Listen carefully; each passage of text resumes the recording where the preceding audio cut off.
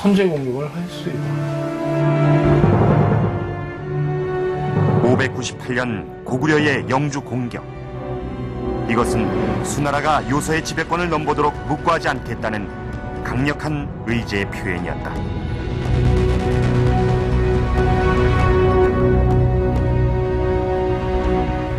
고구려가 수나라 공격에 동원한 병력은 1만, 그것도 고구려의 정예부대가 아닌 말갈군이었습니다.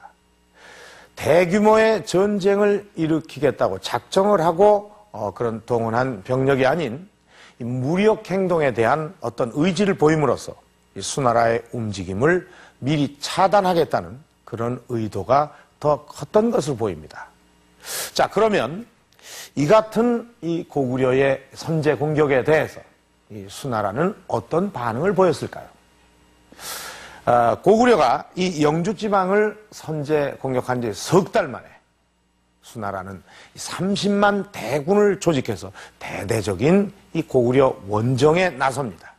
그야말로 신속하기 이를 데 없는 그런 대응이었죠.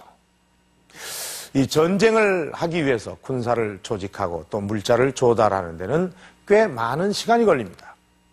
그런데 612년 제2차 전쟁 때 이 수양제는 고구려의 선전포고를 하고서도 1년이 지나서야 이 실질적인 공격을 시작할 수 있었습니다. 그런데 이 문제가 30만이라는 대군을 일으키는데 불과 석 달밖에 걸리지 않았다는 것은 이미 수나라가 오래전부터 전쟁을 준비해왔다는 것을 알 수가 있습니다. 자, 이 수나라의 문제는 왜 고구려와의 전쟁을 원했던 것일까요?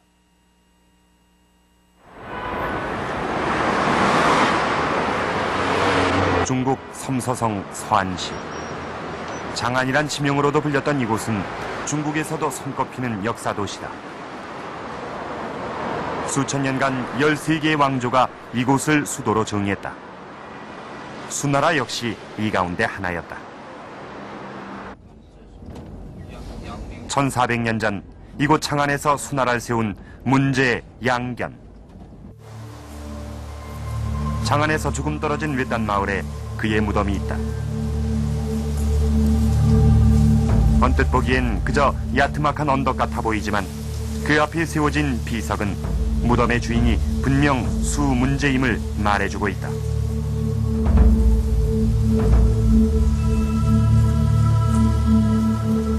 오랫동안 돌보는 손길 하나 없었는지 무덤 안쪽엔 사람들이 오르내린 길이 나 있었다. 20여 년간 중국을 통치했던 황제의 릉이라기엔 초라한 모습이었다.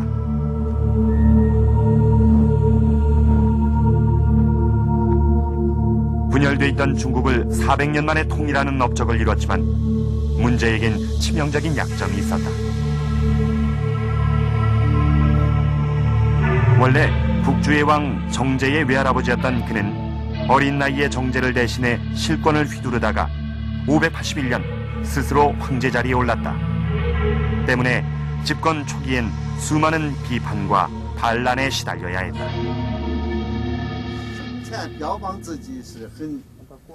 他从他外孙就周敬的北周敬帝手里边夺的权，靠奸诈，靠这个就篡权嘛，建立的隋朝嘛。这个说认为他的当皇帝啊来的不正。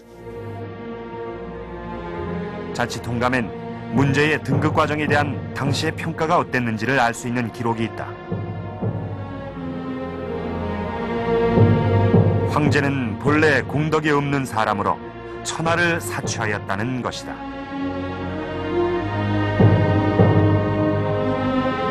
이 같은 분위기에서 문제는 신하들에게조차 황제로 인정받지 못했다. 이들 대부분이 북주 왕조에서 문제와 같은 서열에 있었기 때문에 반감이 더욱 컸던 것이다.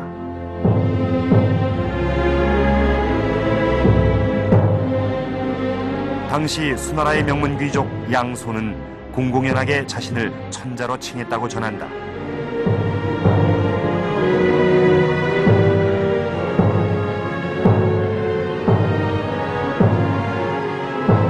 당시의 귀족들 간엔 마음만 먹으면 언제라도 황제가 될 수 있다는 분위기가 팽배했던 것이다.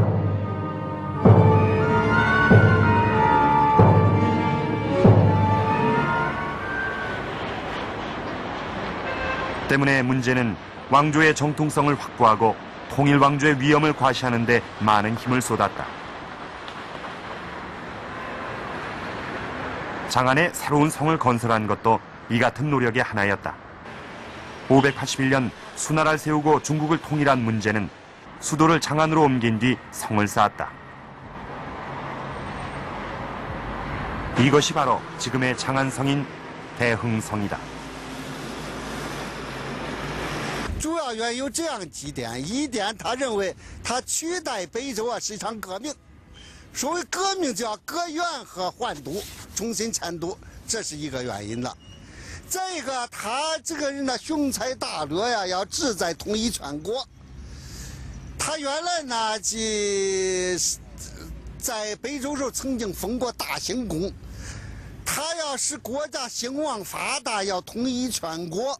因此，必须与他有相适应的一个都城，这是第二个原因。 또 문제는 594년 30권에 이르는 황수영 감지를 편찬하게 한다.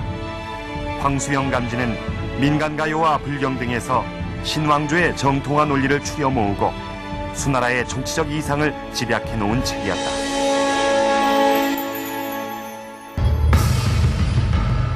왕조의 권위를 세우기 위해 문제가 택한 또 하나의 방법은 대외원정이었다. 수나라를 세운 이후 문제는 돌궐, 거란 등과 끊임없이 전쟁을 치른다. 전쟁을 통해 왕조의 힘을 보여줌으로써 국민의 신망을 얻고 신하들을 통합하고자 했던 것이다. 이 같은 대외원정 사업의 마지막에 고구려가 있었다.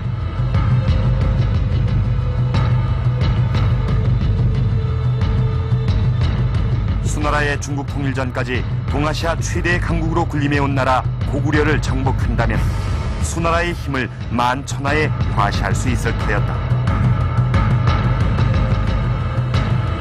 所以我觉得，高句丽当时还是相当强大的。可以说，如果不是发生直接冲突的话，在这个地方，高句丽突厥那个时候已经不行了，突厥臣服了那个啥，就是唯一剩下能和这个隋朝抗衡的一个力量，能对抗他，没有臣服他的力量。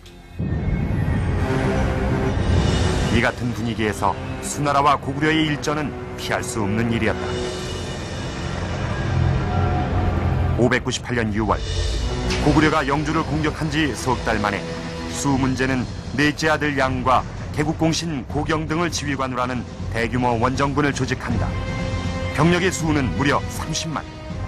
국력을 총동원한 대공세였다.